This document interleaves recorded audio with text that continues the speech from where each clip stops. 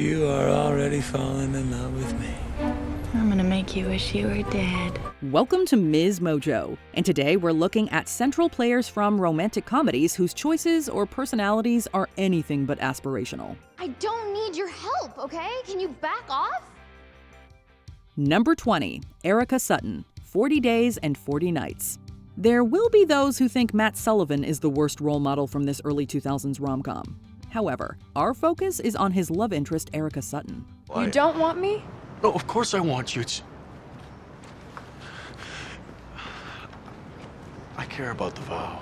For one thing, she routinely ignores what most would consider Matt's boundaries, like the fact that he didn't once reciprocate her attempts at conversation during their first meeting, or his awkwardness in response to her physical advances. Then, when Erica finds out about Matt's chastity pledge, she is less than understanding. It's really working. I'm glad it's working for one of us. To cap it all off, when Matt's ex takes advantage of him while he's handcuffed to his bed, Erica gets angry at Matt. She storms off without letting him explain, or expressing sympathy for him as a victim of sexual assault. Oh, come on, Erica, please! Erica! Erica! Number 19, Rachel, Something Borrowed. Dex, this is Darcy. Darcy, this is Dex. I know, you've only been talking about him for like 9 months. Well, he's been a very great study partner. Look, we understand that Rachel had a crush on Dex years ago, before her best friend Darcy ever got together with him. However, once they were a couple, and especially once they were engaged, Rachel needed to just back off. I do feel the same way. I wish I didn't. But I do. Just like Phoebe once told a different Rachel that confessing her love to an about-to-get-married Ross was wrong, this Rachel telling Dex about her long-lasting crush was kind of inappropriate. And that's before Rachel and Dex even sleep together, for which we put the blame on both equally. Yes, it mostly works out for the two women in the end, but that doesn't make it the right path to imitate. I hate you. I never want to speak to you again. Ever. Number 18, Anna Marks. He's just not that into you. We completely appreciate that when it comes to affairs, all of the parties involved are responsible. However, in the case of Ben and Anna, we have to give the bad role model edge to the latter. Am I not supposed to be friends with a guy just because he's married? Right. Or has an insane smile? Sure, Ben flirts with her as much as she flirts back. He also tells her that his marriage isn't very solid. But he puts it out there that the two of them can only be friends. That doesn't stop Anna from pursuing him until she gets what she wants. I have to actively stop my brain from thinking about you. Like all the time. Oh, why stop? In most situations, that kind of dogged determination and never give up attitude would be praised. But in this case, not so much. I know, I realize that. I don't know what's wrong with me.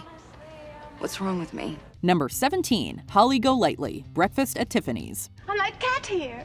We're a couple of no-name slobs. We belong to nobody, and nobody belongs to us. We don't even belong to each other. There's no doubting the fact that Audrey Hepburn's Holly Golightly is an iconic film character. But should she be a role model? We think not. Do I detect a look of disapproval in your eye? Tough beans, buddy.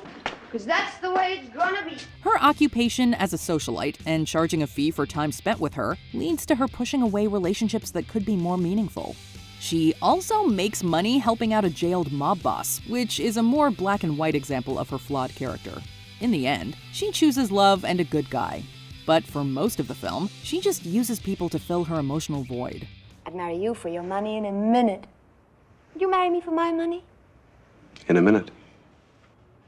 So I guess it's pretty lucky neither of us is rich, huh? Number 16, Zach Syer. She's all that. Tell me the truth. How bad did I suck? You were good. We know that Zach and Lainey fall in love and wind up together in the end, but let's not also forget how they got there. The two only started spending time together because Zach wanted to win a bet with his friends that he could turn any unpopular girl into high school royalty. Given the right look, the right boyfriend, bam, in 6 weeks, she's the one being crowned prom queen. You're serious? That's a heart attack. In the beginning, it's hard to see his attempts at friendship and affection as anything but fake and manipulative. It seems like he's just trying to stroke his big man on campus ego after his girlfriend cheated on him. These actions are obviously nothing to be emulated. Sometimes, when you open up to people, you let the bad in with the good. That's all. Number 15, Melanie, Sweet Home Alabama. Reese Witherspoon is a talented actress and a savvy businesswoman who is a great role model for kids young and old. However, her character in 2002's Sweet Home Alabama is definitely not one to look up to. You remember that incident of vandalism out in the stockyard? Totally her. Like I could tip a cow by myself. Melanie married her childhood sweetheart when she got pregnant. She left him when she had a miscarriage. Then, she concocted a whole new identity and got engaged to a man without telling him anything about her past. Let me try to explain myself. You don't understand. This is not who I am anymore. I don't know who you are or what else you lied about. Though he is ultimately very understanding, Melanie still goes on to dump her new fiancé at the altar to get back together with the first husband she'd abandoned years earlier. Oh, and she also had too much to drink and outed one of her friends at a bar in front of everyone. I think I had about enough fun for one night. Oh, come on, I was just kidding. Number 14, Sandy Olsen and Danny Zuko, Grease. Hey, Sandy, I've been wanting to talk to you for a long time now. What about? Well, about that night at the bonfire. I mean, the way I acted, that was terrible. I mean, it really was. I mean, it wasn't me. You gotta know that. I mean, it was me, of course, but it wasn't me. After a summer romance, two teenagers assume they'll never see each other again.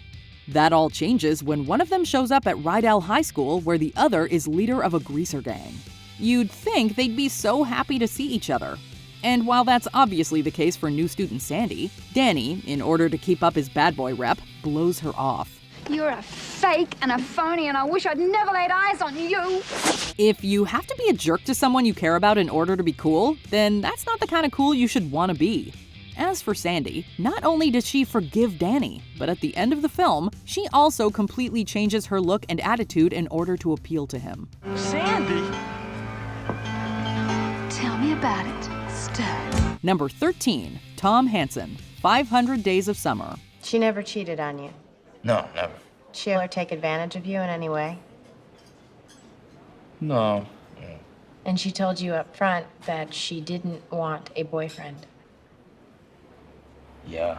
There's nothing wrong with wanting true love and trying to find the one. That's what Tom Hansen wanted in one of the great rom-coms of the aughts, 500 Days of Summer. However, there's also nothing wrong with Summer Finn's desire to not get into a committed romance. Come on, I don't believe that. You don't believe that a woman could enjoy being free and independent? The issue comes when Tom agrees to the casual relationship terms, while really hoping and pushing for things to end up in the serious realm. Summer, for her part, is always honest about her feelings, whereas Tom overlooks many incompatibilities in his desperate desire for true love. Which isn't fair to her, or to him for that matter. No, I think you're just remembering the good stuff. Next time you look back, I really think you should look again. Number 12, Lucy Eleanor Moderatz, While You Were Sleeping. You ever been so alone you spend the night confusing a man in a coma? If you've only seen the first few minutes of While You Were Sleeping, you might question Lucy's placement on this list. In those first few minutes, Lucy isn't just a role model, she's an actual hero, saving Peter Callahan from an oncoming train. Hi. Lucy's valiant status drops when she's accidentally taken for the stranger's fiancé and doesn't correct the mistake. Instead, she leans into it, lying to his family while he's in a coma.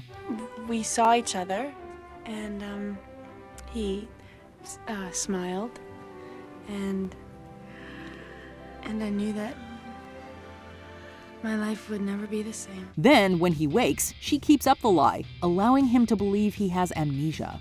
She even accepts his eventual proposal, all while falling in love with his brother. You allowed me to be a part of your family, and I haven't had that in a really long time. And I just didn't want to let go of that. Number 11, Mary Fiore, The Wedding Planner. You saved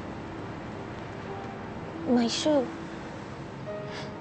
My life. Yeah, the shoe's what I was going for. You just turned out to be a bonus. The titular planner of the film, Mary Fiore meets local pediatrician Steve Edison when he comes to her rescue. It's a meet cute for sure, and their initial connection seems romantic, but Mary soon discovers that Steve is actually the fiancé of one of her new clients. You told me your name was Steve? Oh, it is Steve. My last name is Edison. Fran calls me Eddie. It's a nickname. I have a better nickname for you. How about common, cheating, sleazy son? If you're thinking... What I'm thinking involves a machete and a pair of pliers. Rather than make the arguably more professional decision and remove herself from working on their wedding, she instead continues as if nothing happened. This practically guarantees that the wedding will get broken up. Love is great and all, but not all of us are willing to mess up another relationship and risk our career over it. There's only one good reason to quit a wedding, and that's if you break the cardinal rule, which is ridiculous because we both know you did not fall in love with the groom. What? You didn't. Bad. Number 10. Gigi. He's just not that into you. That's right, we've got another entry from the film adaptation of the homonymous self-help book. We all get our signals crossed when it comes to romance sometimes, but Gigi Phillips takes the cake. After repeatedly finding herself mistaking men's behavior as romantic interest, Gigi is coached by Alex on how to read their signals correctly. Why are you sharing all of this inside dating information with me again? I don't know, I like you. However, she still manages to confuse his attempt to help her with feelings on his part, driving him away. Even worse, he turns around and decides he does have feelings for her, effectively making it so that Gigi learns nothing from the experience. That I have to stop thinking that every guy will change. That I have to stop thinking that... She also largely seems to define her life by her ability to find a partner, which isn't exactly a healthy mentality, even if it is common in romantic comedies. Number 9. Joe Fox, You've Got Mail. The owner of a large chain of bookstores, Joe Fox engages in an attempt to run the smaller bookshop around the corner, owned by Kathleen Kelly, out of business. However, the twist is that Joe and Kathleen are also falling in love via anonymous emails. Oh, and did we mention that they're both already in committed relationships? I'll just stay here until your friend gets here. Gee, is he late? While Kathleen doesn't come off great either, Joe's manipulation of her after discovering their connection is reminiscent of catfishing. And on top of that, his destruction of her professional dreams is just terrible. But that's all right. That's all right. I put you out of business, so you're entitled to hate me. Number 8. John Bender, The Breakfast Club. The rebellious, wisecracking delinquent of the titular group of students serving detention, John Bender is certainly entertaining, offering many of the film's most memorable lines. Come on, Sporto. Level with me. Do you slip her the hot beef injection? However, Bender is generally unpleasant to everyone around him, mocking and putting down his fellow students and the principal alike. Everything's a big joke, huh, Bender? Worst of all, though, he sexually harasses his eventual love interest Claire several times and drives her to tears. And as far as being concerned about what's going to happen when you and I walk down the hallways of school, you can forget it, because it's never going to happen. Contrary to what movies in the 1980s purported, that is not the way to win a girl's heart. While Bender's abusive home life is sympathetic, it certainly does not excuse his actions.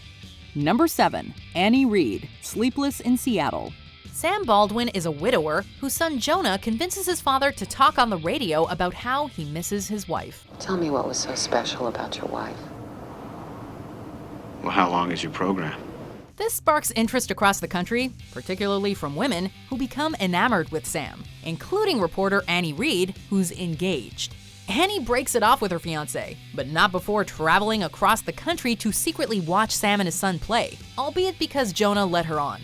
We're meant to sympathize with Annie, but the only difference between her and the other many creepy women who fall for Sam is that it works out for her because she's the heroine. That's your problem. You don't want to be in love. You want to be in love in a movie. Number 6. Julianne Potter, My Best Friend's Wedding. Just because she's played by America's sweetheart does not mean she's automatically a good person. Quite the opposite, in fact. I called because I met someone. Well, that's great. That's great. Julianne Potter's best friend and safety net Michael is set to be married to someone else. Instead of just telling Michael how she feels, Julianne spends most of the film engaging in underhanded acts of sabotage to split him and his fiancée apart. He's sort of wondering why you haven't told your parents that the wedding's off. While she eventually realizes what an awful person she's been, Julianne still manages to make plenty of ethically and legally questionable decisions along the way. You kissed him! At my parents' house! On my wedding day! Bitch, tramp. Shut up! Number 5. Becca Mitchell, The Pitch Perfect franchise. Anna Kendrick is a great actress, but even she can't save Becca Mitchell from being insufferable. Despite being sent to college on her father's dime, something most college students would kill for these days, Becca is upset with her father and would rather move to LA to become a DJ. In the springtime, all the students study on the I want grass. to study on the grass, Dad. I need to move to LA and get a job at a record label and start paying my dues. Here we go again. Her reluctance to attend classes is only exacerbated when she reluctantly joins the a cappella group, which, contrary to what this series might suggest, isn't exactly a great career move either. I was just trying to help you. I don't need your help. You're not my boyfriend. Got it. Becca's attitude is the worst. Oh, and this has nothing to do with her role model potential, but apparently she doesn't like movies in general. Who in their right mind doesn't like movies? How do you not like movies? Not liking movies is like not liking puppies. They're fine. I just get bored and never make it to the end. The endings are the best part. Number 4, Bridget Jones, the Bridget Jones's Diary franchise. Verbally incontinent spinster who smokes like a chimney, drinks like a fish, and dresses like her mother. Look, we know Bridget Jones' flaws are part of what makes her so entertaining, but a lot of the time, she's just the worst. She's obsessed with herself, feels dependent on men for validation, and is extremely judgmental of everyone around her. This is Mark Darcy. Mark's a prematurely middle-aged prick with a cruel-raced ex-wife. Perpetua's a fat-ass old bag who spends her time bossing me around. Despite being a blatant hypocrite, bad at her job, manipulative, ungrateful, spiteful, paranoid, and many other things besides. Bridget Darcy. Mrs. Darcy. Mr. and Mrs. Darcy. Bridget Jones is essentially many of our baser behaviors distilled into one person. And while this may make her relatable, it also makes her an awful example to any impressionable viewers out there. Number 3, Everyone, the 5-year engagement. Although primarily focused on Tom Solomon and Violet Barnes, a couple whose prolonged engagement and other factors drive them apart, this film's supporting cast doesn't come off great either. So how's Michigan? You know, it's a bit of an adjustment, but all in all, it's fine. Tom upends his life and career for Violet, but becomes unhappy and acrimonious, which causes Violet to cheat on him. Professor Winton's ethics are also definitely compromised, given that he starts a relationship with a student. It was a friend. This was bad. Kissing a friend. I kissed you and you kissed your boss. Then there's Tom's friend Alex, who fires him from his job because he believes Tom can do better, instead of, talking to him about it. This film may be funny, but do not look to these characters for life advice. Number 2, Ben Barry and Andy Anderson, How to Lose a Guy in 10 Days. Are you ashamed of Andy? Of course he is. Of course he is. I'm not You ashamed. are. How do you think that I'm not ashamed of you. The romantic leads of the film, Ben Barry is an advertising executive who bets he can make a woman fall in love with him in 10 days. While Andy Anderson is a magazine writer who wants to write the titular article to prove common mistakes women make in relationships. This poor schmuck she's been pretending to date. Well, not even pretending to date, she's actually dating the guy. Both of their plans involve manipulating a romantic partner for financial gain, which is thoroughly vile and sociopathic behavior. But it's okay because they learn their lesson by the movie's end. Ugh, these two deserve each other. I'm gonna make you wish you were dead. Before we continue, be sure to subscribe to our channel and ring the bell to get notified about our latest videos. You have the option to be notified for occasional videos or all of them. If you're on your phone, make sure you go into your settings and switch on notifications. Number 1, Syer Burgess. Syer Burgess is a loser. A teen rom-com that explores body positivity and female friendships should feature a heroine that you'd want to aspire to be like, right? That's unfortunately not the case with Syer Burgess. A modernization of Cyrano de Bergerac. This movie tells the tale of an unpopular girl who gets texted accidentally by a cute boy, thinking she's the popular girl instead. But rather than setting him straight, like a normal person, she keeps up the facade and pretends to be said popular girl. What, on an insane planet, texting somebody that doesn't even know who you are? There's a word for that. It's called catfishing, and I'm pretty sure it's illegal. Law is woefully behind technology, so I don't know if that's true. Catfishing scam aside, Syer is also guilty of backstabbing someone she calls her friend, neglecting her friends and family, and pretending to be deaf. Your name is Shit Pizza? You know what? We're renaming this movie. Syer Burgess is a problematic character. Come on, you hate Veronica. Syer, that was just wrong. I don't even know who you are anymore. Did we miss any obvious poor rom-com role models? Let us know in the comments. To thine own self be true. Duh, unless you suck. Do you agree with our picks? Check out this other recent clip from MsMojo. And be sure to subscribe and ring the bell to be notified about our latest videos.